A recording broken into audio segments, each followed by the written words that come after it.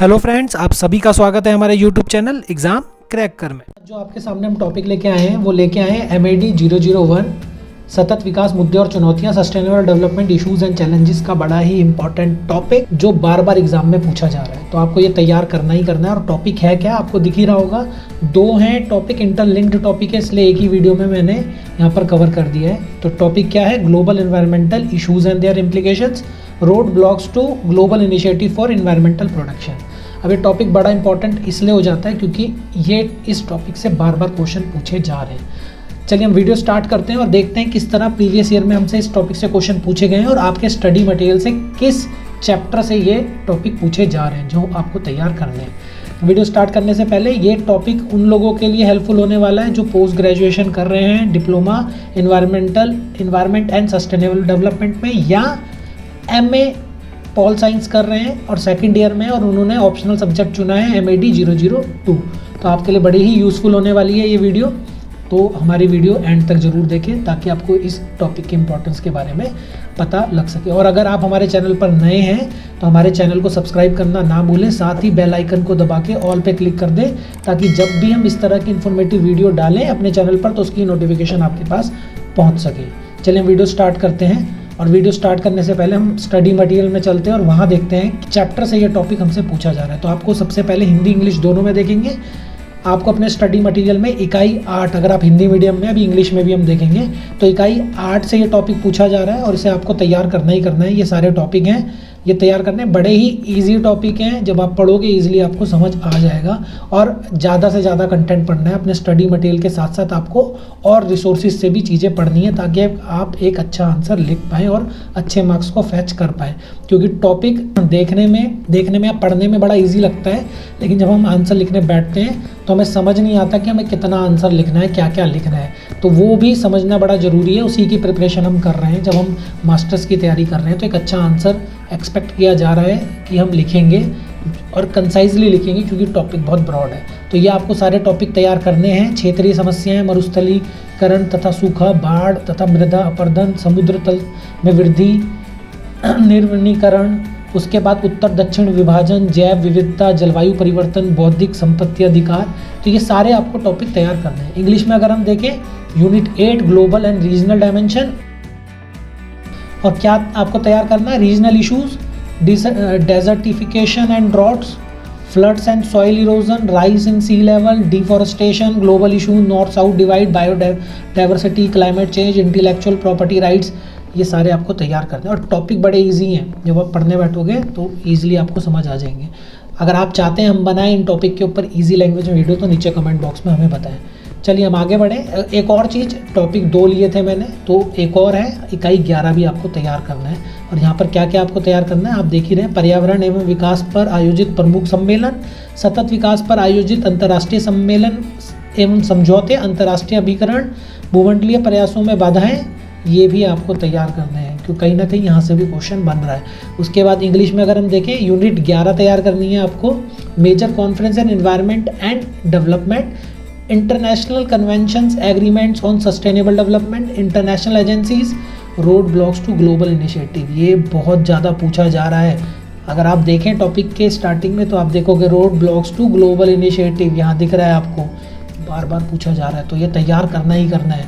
और MAD 8 में अगर हम देखें तो नॉर्थ साउथ ब्लॉक भी बार बार पूछा, सॉरी नॉर्थ साउथ डिवाइड भी बहुत बार पूछा जाता है। तो ये भी आपको बहुत ही कंसाइजली तैयार करना है।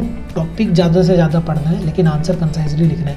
नॉर्थ साउथ जैसे आपको पता ही होगा, छोटी सी ब्रीफ, कि नॉर्थ डेवलप्ड नेशंस को बोलते हैं और साउथ अंडर डेवलप्ड या डेवलपिंग नेशंस को बोलते हैं। नॉर्थ वो हैं जो विकास कर चुके हैं देश और साउथ वो हैं जो अभी विकासशील हैं या गरीब देश हैं।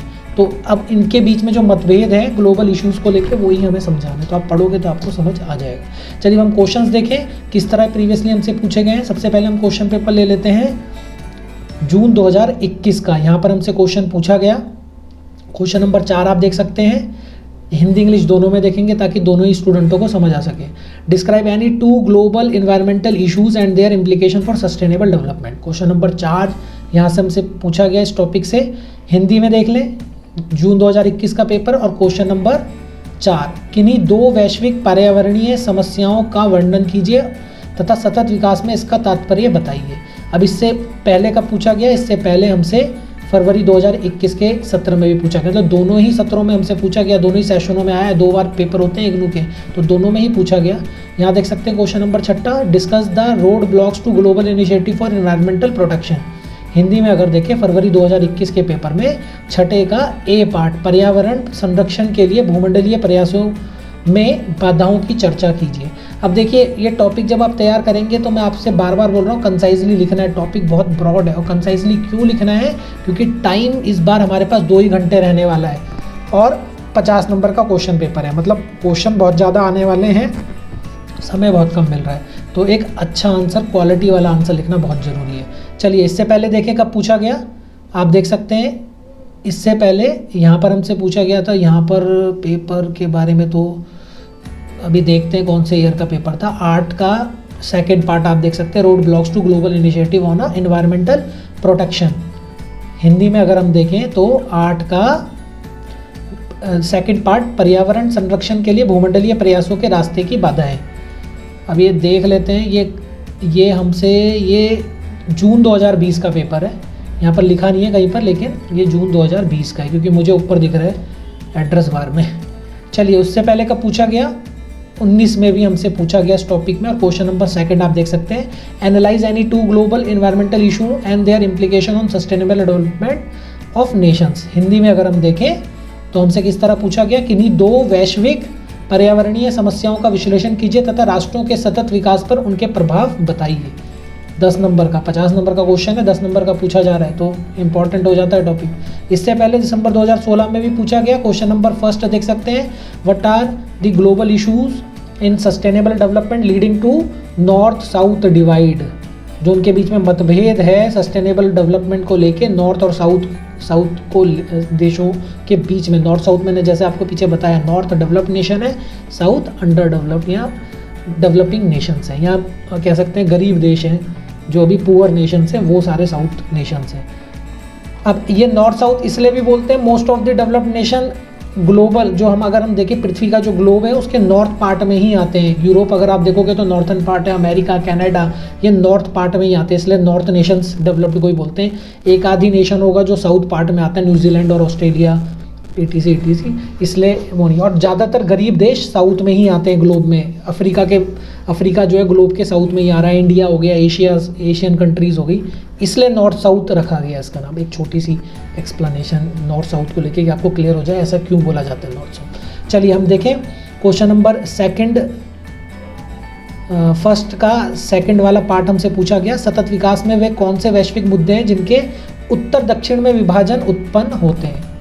अब बता ही दिया मैंने, उत्तर मतलब जो विकसित देशों में उत्तर क्यों बोला जा रहा है, क्योंकि ज़्यादातर विकसित देश ग्लोब के उत्तरी पार्ट में, पृथ्वी के उत्तरी पार्ट में, और ज़्यादातर विकासशील देश ग्लोब के दक्षिणी हिस्से में, इसलिए उन्हें दक्षिणी भाग बोला जाता है।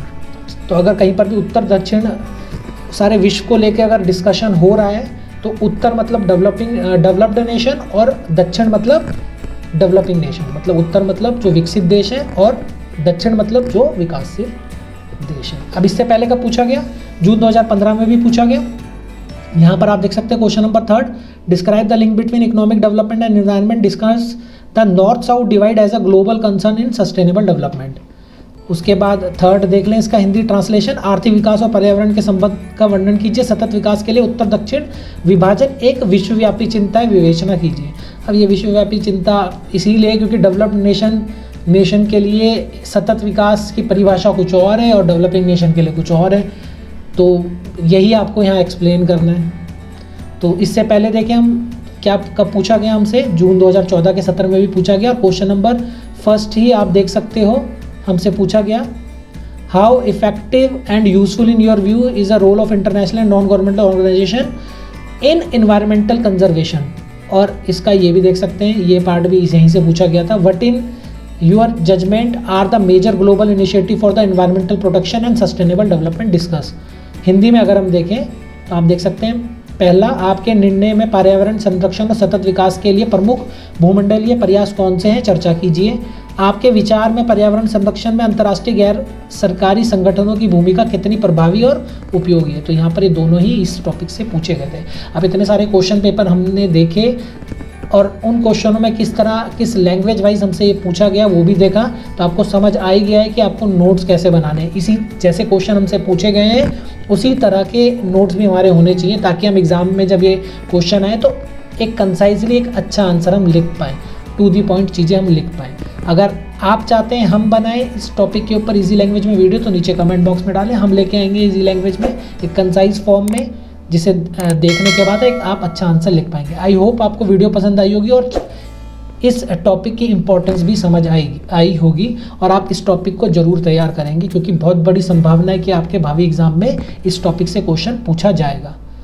चलिए मिलते हैं इसी तरह की नई इन्फॉर्मेटिव वीडियो के साथ अपनी नेक्स्ट वीडियो में। आप वीडियो को लाइक कर दें, चैनल को सब्सक्राइब कर दें और दोस्तों के साथ शेयर करना ना भूलें। Thank you, thanks for watching.